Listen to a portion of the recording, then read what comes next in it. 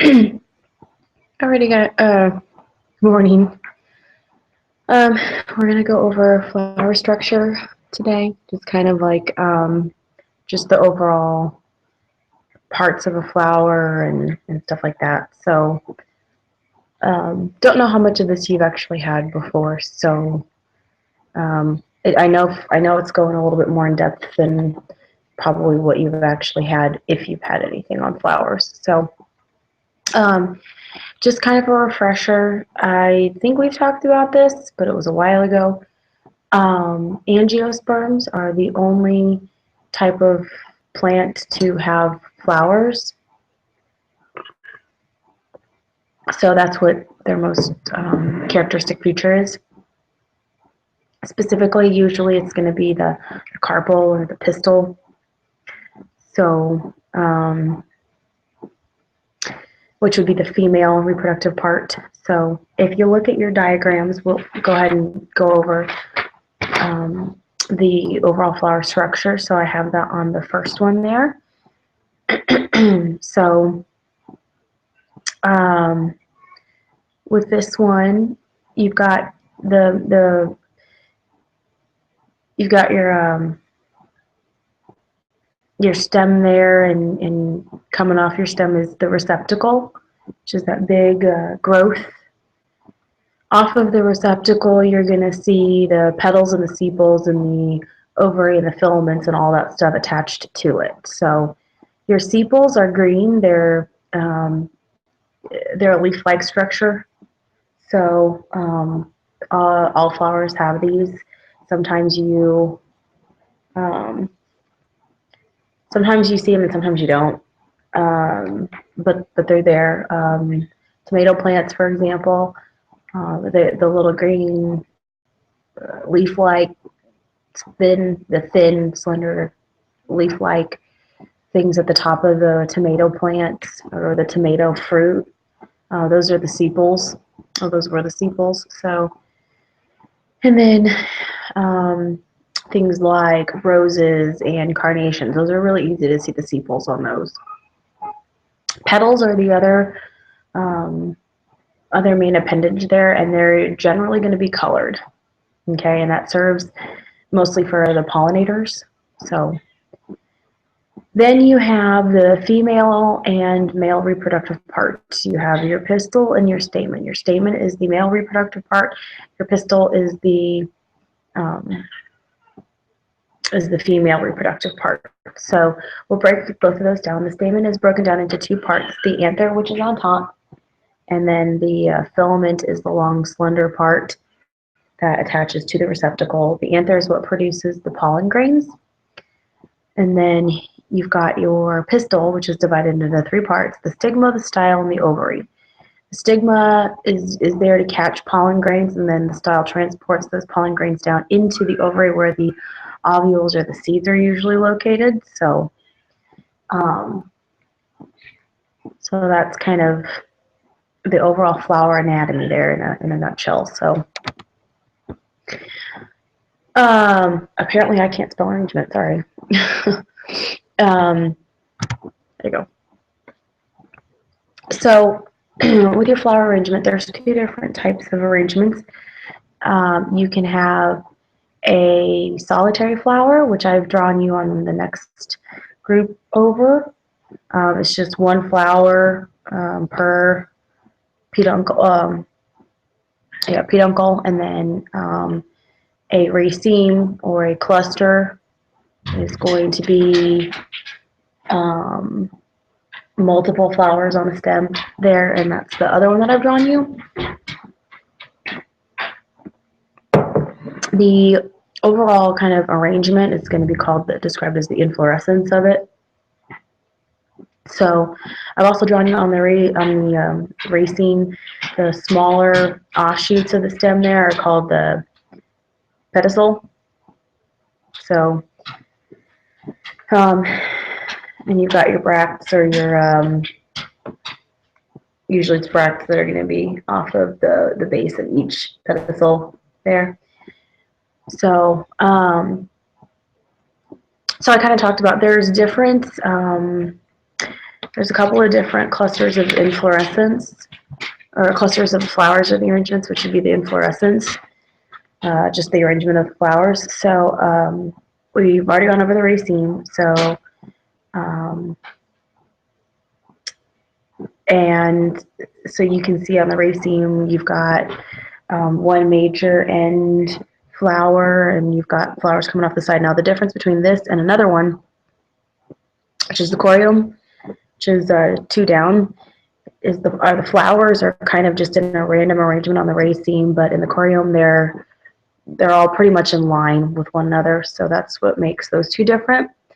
The panicle in the middle, you've got basically clusters of flowers popping off of each pedicel. So so that's kind of the main difference there. You've got your spike. The flowers are directly attached to the stalk. They're sessile,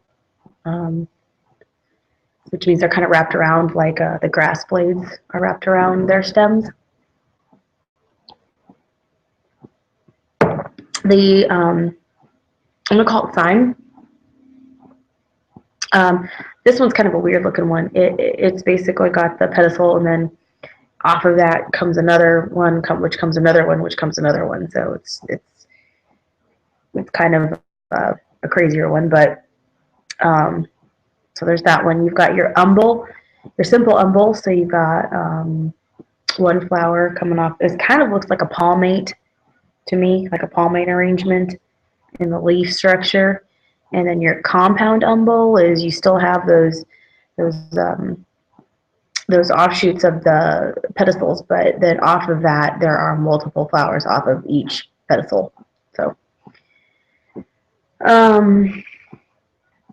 your catkin would be the next one, and that one has the leaves kind of hanging off of a branch there as dangles.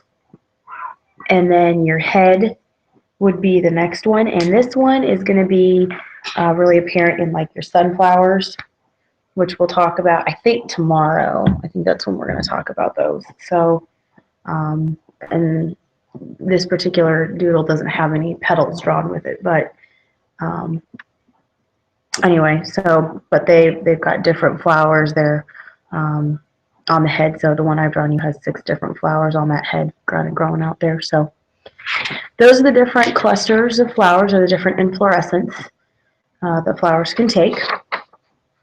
So, like I said, just refers to the arrangement of your flowers there. So, we've kind of already gone over this, but you've got your peduncle, which is that means stem there, and then your pedicel, which is the offshoot, the offshoot from the stem. It's going to lead to the flower there. And then you've got your receptacle, which is going to hold on to everything, like your petals and your filaments and stuff like that. So just kind of some main flower parts right there for you. There are some sterile appendages. So meaning they aren't reproductive parts. Your calyx is going to be all of the sepals put together. And then your corolla is a reference to the collection of all the petals. Okay, when you put them together, that's called the perianth. Okay, so sepals and petals. Which, by the way, that was a big pet peeve of my professor. She didn't want them called petals, like pedaling on a bike.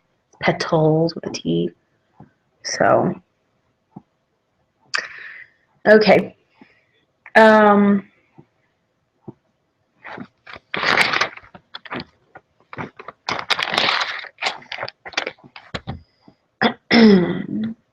Sorry, just looking through all the different pages to make sure I've got everything.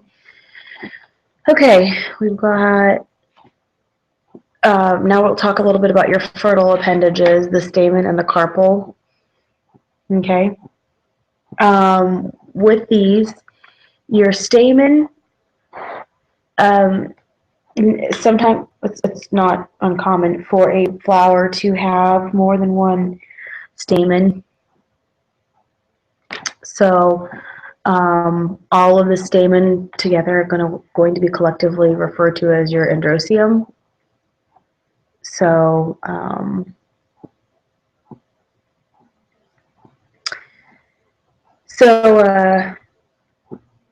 that's referred to also as the microsporophyll. Anything that's making pollen be a microsporophyll. If you break that down, micro in this sense means male, spore means sporangium or fertile tissue, and then the fill means to leave. So it's making male tissue, fertile tissue that will leave. So, so I kind of broke this down earlier for you, but you've got your anther, which is going to have the pollen sacs, which makes your pollen grains. The pollen grains are often referred to as microsporangium, which we'll talk more about these on your next unit when we go into how these plants reproduce and go through mitosis and meiosis. So, and then your filaments, they're there to hold your anther above, up a little bit so that it has the opportunity to spread the pollen.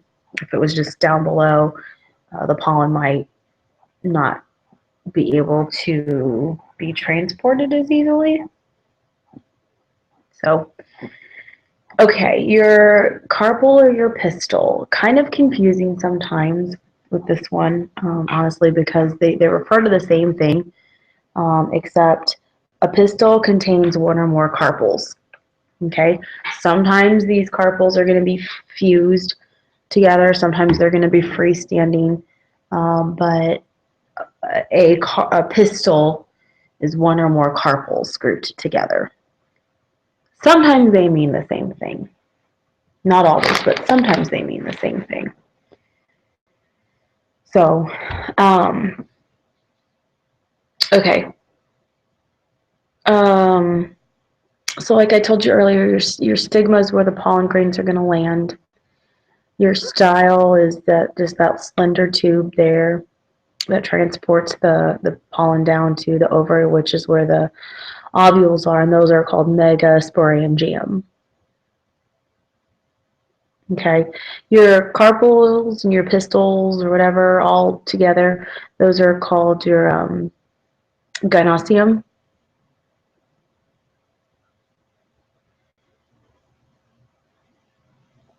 And they're often referred to as the megasporophyll. So mega, female, sporo, tissue, fertile tissue, fill, leaving. So kind of the same thing there. So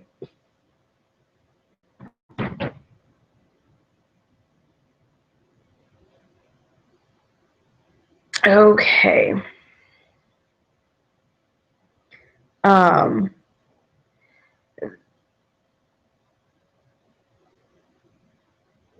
Okay. Sorry, I'm still reading, making sure I don't forget anything here for you. Okay.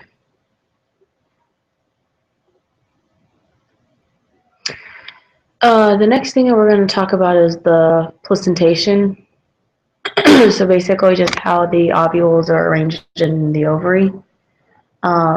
If you look at seeds in vegetables or fruits, you know, the quote-unquote vegetables like cucumbers and tomatoes, things that you oftentimes term vegetables, but technically they're fruits by all definitions because they have seeds.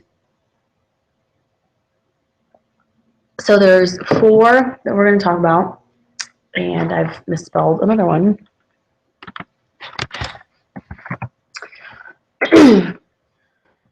The first one is parietal. So if you flip your paper over, I've got kind of a picture of the ovary there for the entire pistil. On the left, you can see the breakdown. You've got the stigma, the style, the ovary, the ovules inside, and then the little tissue piece that's anchoring it to the wall is called the funiculus. Okay, and so I kind of did a cross section there of you, and if we looked at it, this is kind of how we're going to be looking at them. So you can see after the cross section there, the ovary wall is what the funiculus is attaching to in that particular picture, and then your ovules are sticking off of that funiculus or the funiculi. So 4 different arrangements that the ovules can take. One is parietal.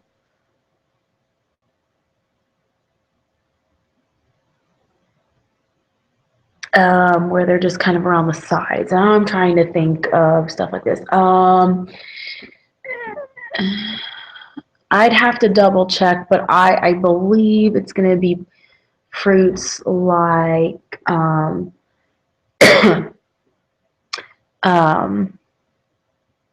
like your, yeah, I don't know if it's squash, probably more like your pumpkin. Just kind of where they're hanging out around the sides there. Axial, you're going to be looking at things like your tomatoes, I believe, that's what those are classified as. So you've got like a membrane there kind of going through the middle.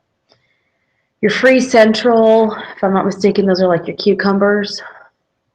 And then your basal ones, they're just only on the bottom. They're not on the sides, really. And memory's failing me right now, so I can't think of a fruit that has its seeds arranged basally. So, but those are the 4 major ways that you can arrange your ovules. So,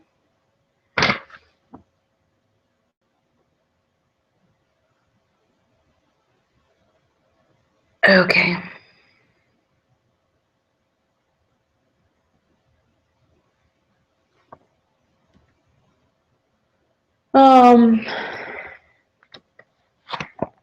Okay, so a couple of things here. You've got what's called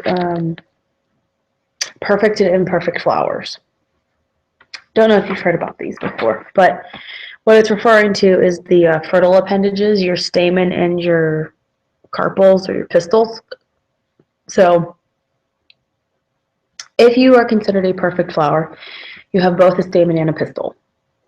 Tomorrow we'll talk about the pollination and mechanisms that they have in place to prevent the self-pollination and stuff like that. But if you are a perfect flower, you have both a stamen and a pistil, at least one of each.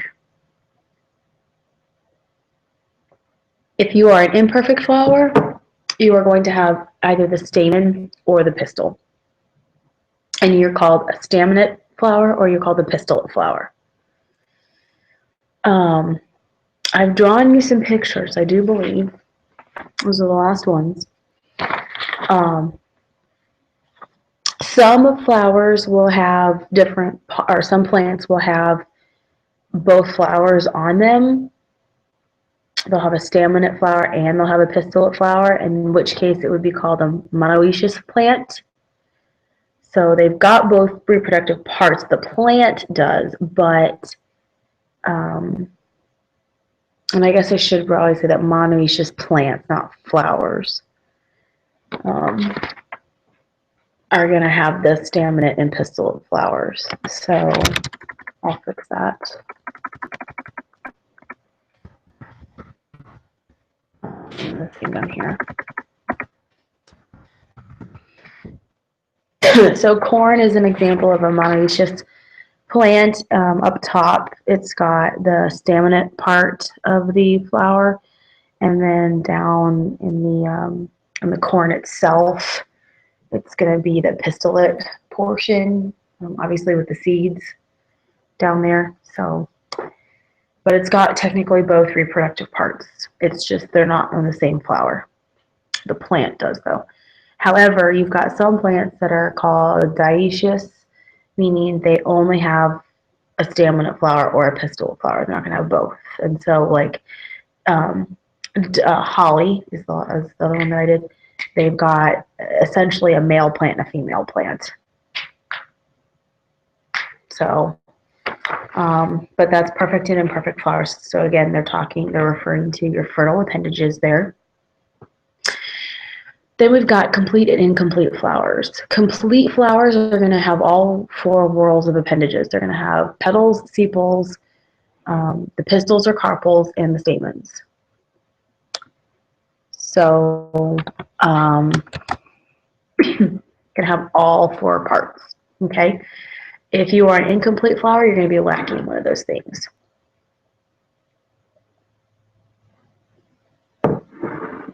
So, this next sentence here, all imperfect flowers are incomplete flowers, but not all incomplete flowers are imperfect.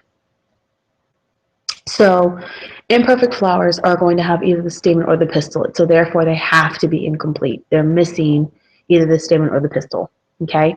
However, not all incomplete flowers are imperfect. An incomplete flower might be missing sepals. It might be missing petals.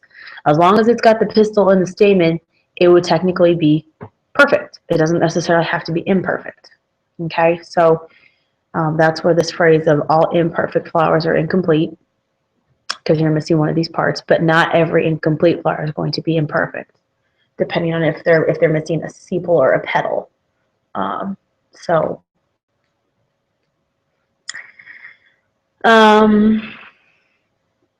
Okay, last thing that we're going to go over today are your monocot and dicot flowers. Couldn't get away from those, right? Because there's differences in everything else for those guys. So, okay.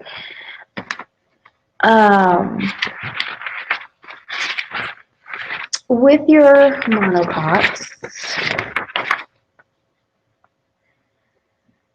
things are going to be coming in 3s or multiples of 3s. Could be petals, could be seeds, sepals, anything like that. They usually have 1 aperture, which is a slit in the pollen grain. Okay, so 1 kind of slit in the pollen grain. Dicots, on the other hand, their stuff is going to come in 4s or 5s, or multiples of 4s or 5s. And generally, they're going to have 3 apertures in their pollen, 3 slits in their pollen there. So those are kind of the main differences between those. It's not as insane as normal. So anyway, but that's that of the differences in monocots and dicots. That's by far the easiest, I think, comparison. So anyway, so that kind of wraps up your flower structure. Tomorrow we're going to talk about flowers and pollination. We're going to shoot to have a quiz for you on Thursday over everything so far. And my guess is, unfortunately, it's just the way it's panning out, we're probably going to shoot to have your test then next week. So I'll try to remember to get you a study guide list on Thursday of this week, because I won't see you on Wednesday because I think you're going up to Mo West that day, if I'm not mistaken. So so that would just leave you Thursday to review and Friday for your test. So, but that's kind of where I'm going, because we're kind of wrapping up this second unit, and then we'll get into some reproduction and fruit. So, which is kind of a little bit more exciting, I think. So, if you do have any questions, just let me know. Otherwise, hope you have a good day.